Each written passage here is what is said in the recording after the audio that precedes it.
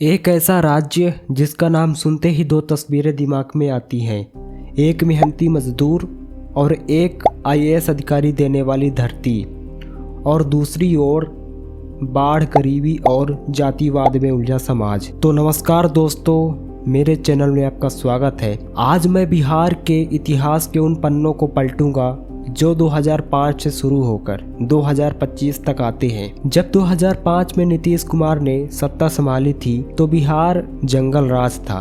अपहरण एक उद्योग था और शाम 6 बजे के बाद सड़कें वीरान हो जाती थी। आज 20 साल बाद बिहार में बिजली है, सड़कें हैं, लड़कियों के हाथों में साइकिल है, लेकिन आज भी बिहार का युवा ट्रेन के टॉयलेट के पास बैठकर दूसरे राज्यों में मजदूरी करने क्यों जा रहा है।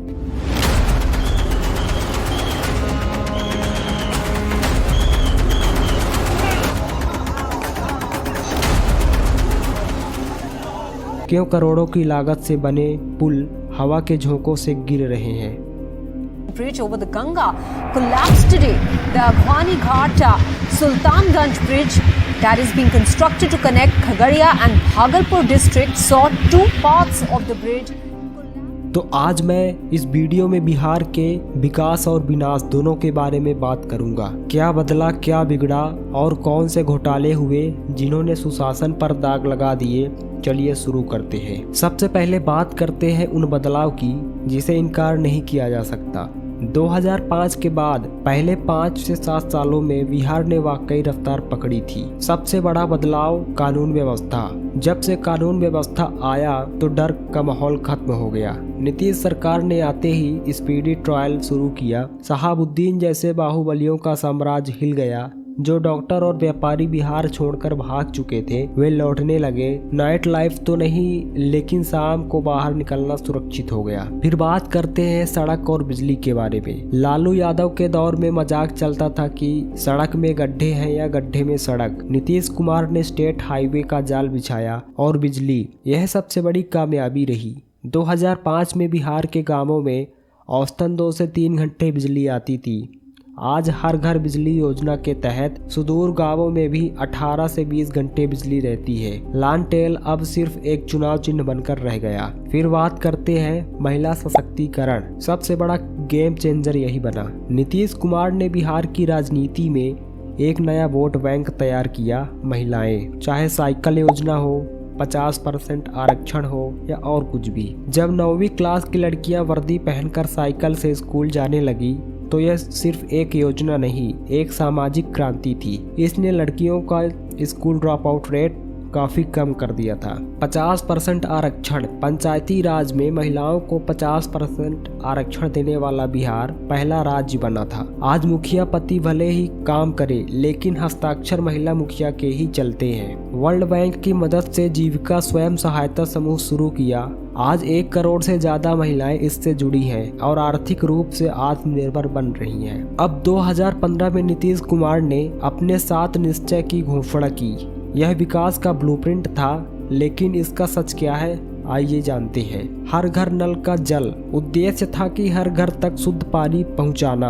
अरबों रुपए खर्च किए, टंकियां बनी, पाइप बिछी, लेकिन सच्चाई क्या है? कई गांवों में टंकियां शोभा की वस्तु बनकर रह गई। कहीं पाइप फट गए तो कहीं पानी ही नहीं आया। यह योजना विकास कम और ठेकेदारों के लिए लूट का जरिया ज्यादा बन गई। फिर भी कई इलाकों में फ्लोराइड और आर्सेनिक वाले पानी से राहत मिली है। Student credit card.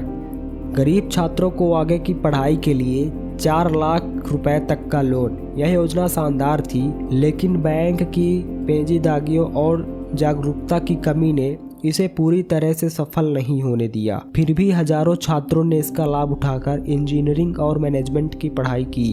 घर तक पक्की गली और नाली। इस योजना ने गांवों की सूरत बदली। कीचड़ से भरे हुए रास्तों की जगह अब गांवों में अच्छी सड़कें और इंटरलॉकिंग टाइल्स दिखती है। यह एक सफल प्रयोग रहा। अब बात करते हैं कि बिहार के माथे पर दाग कैसे लगा। विकास के दावों के बीच बिहार में भ्रष्टाचार का दीमक भी लग रहा। पिछले 20 सालों में कुछ ऐसे घोटाले हुए जिन्होंने देश को हिला दिया। अगर हम पहले घोटाले की बात करें तो सृजन घोटाला। यह बिहार का शायद सबसे बड़ा संस्थागत घोटाला था। भागलपुर में सृजन नाम के एक एनजीओ के खाते में सरकारी खजाने का पैसा ट्रांसफर होता रहा। लगभग 2000 करोड़ रुपए का गबन डीएम के हस्ताक्षर फर्जी तरीके से इस्तेमाल हुए। जब तक यह खुलासा हुआ तब तक जनता का करोड़ों रुपए डूब चुका था। दूसरे घोटाले की बात करेंगे तो टापर घोटाला। कौन भूल सकता है कि रूबी राय को, जिसे पॉलिटिकल साइंस को प्रैक्टिकल साइंस कहते हुए सुना गया। यह सिर्फ एक छात्रा की गलती नहीं थी, यह बिहार के शिक्षा माफिया का चेहरा था। पता चला कि पैसे देकर टॉपर्स बनाए जाते हैं। इसने बिहार बोर्ड की साख को मिट्टी में मिला दिया। पुल गिरने का रिकॉर्ड 2023 और 24 के बीच बिहार ने एक अनोखा विश्व रिकॉर्ड बनाया। पुल गिरने का रिकॉर्ड भागलपुर का अगुवानी सुल्तानगंज पुल लगभग 1700 करोड़ रुपए एक बार नहीं 2 बार गंगा में समा गया। कभी हवा से कभी पानी के बहाव से। यह भ्रष्टाचार की जीती जागती मिसाल बन गया कि कैसे सीमेंट की जगह बालू का इस्तेमाल हुआ। मुजफ्फरपुर शेल्टर होम कांड, इसने इंसानियत को शर्मसार कर दिया। बालिका गृह में अनाथ बच्चियों के साथ जो दरिंदगी हुई, उसने सुशासन के दावों को धज्जियां उड़ा दी। सुप्रीम कोर्ट को दखल देना पड़ा। यह नीतीश सरकार के दामन पर एक ऐसा दाग है जो कभी नहीं धुल सकता। अब बात करते हैं उन 2 मुद्दों की जो आज भी बिहार को सताता है। 2016 में नीतीश कुमार ने बिहार में पूर्ण शराबबंदी लागू की। अब इससे फायदा और नुकसान दोनों हुआ। सबसे पहले बात करेंगे फायदे के बारे में। घरेलू हिंसा कम हुई, गरीब महिलाओं के हाथ में कुछ पैसे बचने लगे, लेकिन इसका दुष्प्रभाव भी बहुत बड़ा है। एक समान अर्थव्यवस्था खड़ी हो गई। शराब की होम डिलीवरी शुरू हो गई। पुलिस का काम अपराध रोकना नहीं बल्कि शराब पकड़ना रह गया। जहरीली शराब से छपरा, सीवान और मोतिहारी में सैकड़ों मौतें हुई। बिना पोस्टमार्टम की लाशें जलाई गई। सरकार को राजस्व का भारी नुकसान हुआ, लेकिन शराब माफिया माला माल हो गए। और दूसरी है बेरोजगारी और पलायन। 20 साल में सड़कें तो बनी, लेकिन उन सड़कों पर चलने वाली फैक्ट्रियां नहीं आई। चीनी मिलें आज भी बंद है। निवेशक बिहार आने से डरते हैं, कभी कानून व्यवस्था के डर से तो कभी लाल फीताशाही के कारण। नतीजा, बिहार का युवा आज भी सरकारी नौकरी के भरोसे है। बीपीएससी और रेलवे की तैयारी में जवानी खपा देता है, और जो भी मजदूर है वो पंजाब, दिल्ली और गुजरात जाने के लिए छठ पूजा के बाद जनरल डिब्बे में जानवरों की तरह ठुस कर आते हैं। यह तस्वीर 20 साल में नहीं बदली। शिक्षा और स्वास्थ्य की हकीकत। स्वास्थ्य व्यवस्था की कलाई तब खुली जब 2019 में मुजफ्फरपुर में चमकी बुखार से 150 से ज्यादा बच्चों की मौत हुई।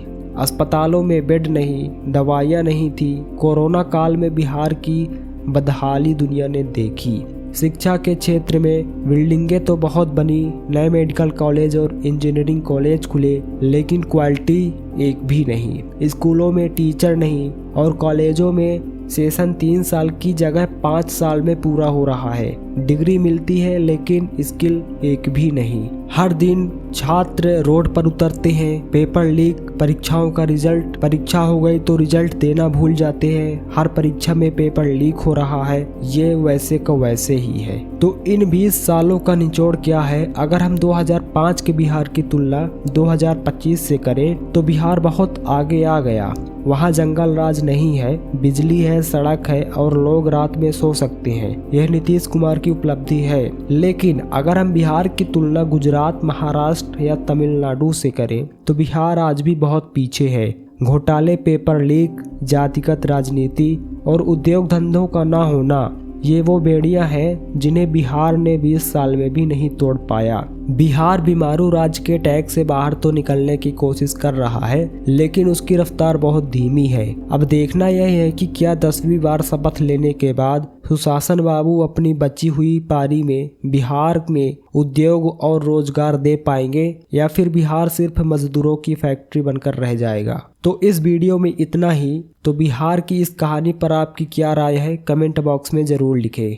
जय हिंद, जय भारत।